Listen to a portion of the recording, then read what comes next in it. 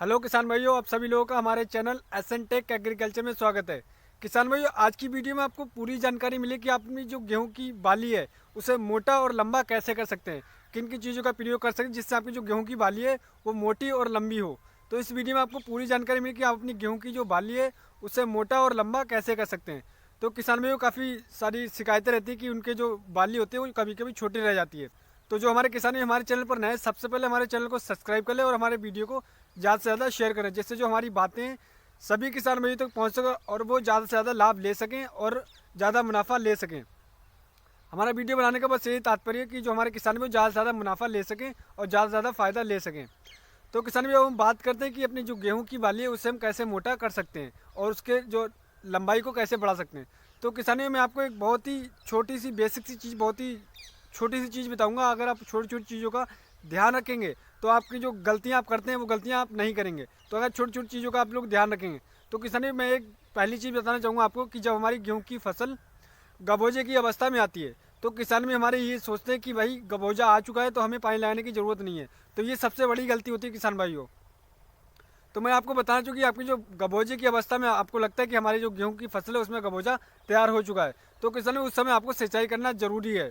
क्योंकि ये होता है उस समय किसान भाइयों, अगर आपकी जो गबोजा आएगा, अगर आप पानी नहीं लगाते तो उसकी जो बाली है वो एकदम टाइट निकलेगी और जो बाली निकलेगी उसमें उसका जो दाना है वो काला पड़ने का डर रहता है और काला पड़ जाता है, कभी कभी लाल ही पड़ जाता है। तो किसान भाइयों का सवाल रहता है कि हमारा दाना काला पड़ गया है और हमारा कभी लाल पड़ गया है।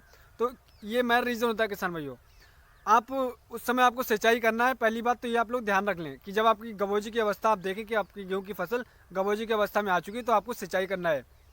अब मैं किसान में दूसरी आपको बात बताऊंगा, बहुत ही जरूरी एक खाद का नाम बताऊंगा। उस चीज़ का आपको प्रयोग करना है और उसकी सही मात्रा में प्रयोग करना है। ऐसा नहीं कि मैंने आपको बताया कि आपने सही कम या ज़्यादा इसका प्रयोग करा है तो इससे आपकी जो गेहूँ की फसल है वो ख़राब हो जाएगी, उसकी जो बाली आएंगी वो छोटी रह जाएंगी। तो किसानी में आपको बताना चाहिए कि जब आपको लगता है कि आपकी जो फसल गबोजे की अवस्था में यानी कि गबोज की अवस्था में आ चुकी है तो किसान में आपको एमओपी पोटास, एमओपी जो पोटास आती है उसको आपको लगाना है। किसान भी, अब मैं मात्रा की बात कर लेता हूँ किसान भाइयों, इस चीज़ को आप लोग बिल्कुल ध्यान रखिएगा। आप एमओपी पोटास लाइएगा उसका 25 किलो 1 एकड़ के हिसाब से, 25 किलो 1 एकड़ के हिसाब से आप उसकी बुआई करिएगा। अब किसान भाई, मैं आपको बुआई एक चीज़ और बताना चाहूँगा, इस चीज़ का आप लोग जरूर ध्यान रखें कि एमओपी पोटास को आपको अकेले बिल्कुल नहीं लगाना है। तो किसान भाई, आपको 25 किलो एमओपी पोटास को बालू रेता में, 25 किलो एमओपी पोटास और 25 किलो बालू रेता में अच्छी तरीके से मिक्स करके और उसमें छिड़काव कर दीजिएगा। उससे ये होगा किसान भाई, आपकी जो बाली आएगी एकदम लंबी आएगी। मैं गारंटी के साथ किसान भाई कह सकता हूँ, मेरा खुद का 8 साल का एक्सपीरियंस है, मैं आपको इसलिए बता रहा हूँ। आपकी जो बाली आएगी लंबी आएगी, उसमें जो दाना होगा एकदम मोटा होगा। क्योंकि काफ़ी किसान भाइयों का सवाल रह जाता है कि उनका दाना बारीक रह गया क्योंकि उस समय उन्होंने एमओपी पोटास का प्रयोग नहीं करा है। किसान भाई, आप इसका प्रयोग करेंगे, आपकी जो बाली आएगी उसकी हाइट भी अच्छी होगी, लंबाई होगी अच्छी, और उसमें जो दाना आएगा एकदम चमकदार और मोटा दाना होगा। अब किसान भाई, हम एक चीज़ और बताना चाहूँगा आपको कि अगर आप एमओपी पोटास का प्रयोग नहीं कर पाते हैं तो आप स्प्रे कर सकते हैं किसान भाइयों। किसान भाई, आप NPK 0050 का स्प्रे कर सकते हैं। उससे जो आपकी जो गेहूं की फसल है, कभी आप एमओपी पोटास लगाते हैं कि आपकी पोटास चिपक जाती है, कुछ और अन्य रीज़न हो जाता है, तो आप उससे स्प्रे कर सकते हैं। NPK 0050 का आप स्प्रे कर सकते हैं। उससे ये होगा कि आपकी जो बाली आएगी एकदम चमकदार होगी और एकदम लंबी होगी।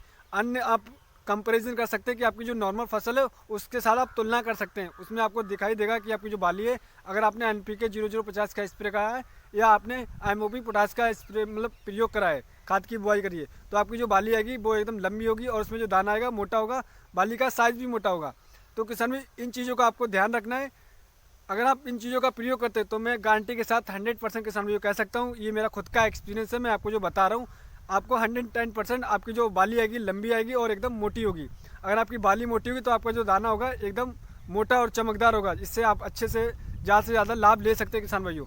तो आशा करते हैं हमारी दी हुई जानकारी आपको अच्छी लगी होगी। एक चीज़ और किसान भाई ध्यान रखें कि आप जब भी NPK 0050 का स्प्रे करते हैं तो आप सही ब्रांड का ही प्रयोग करें। आपने कोई भी छोटा मोटा ब्रांड नहीं लेना है, इस चीज़ का आप लोग ध्यान रखें, आपको सही ब्रांड का ही प्रयोग करना है, इसलिए आप ज़्यादा से ज़्यादा लाभ ले सकते हैं। तो आशा करते हैं किसान भाइयों हमारी दी हुई जानकारी आपको अच्छी लगी होगी। नई वीडियो मिलते हैं नई जानकारी के साथ। किसान भाइयों, हमारे चैनल को सब्सक्राइब करिएगा और हमारी वीडियो को ज़्यादा से ज़्यादा शेयर करिएगा।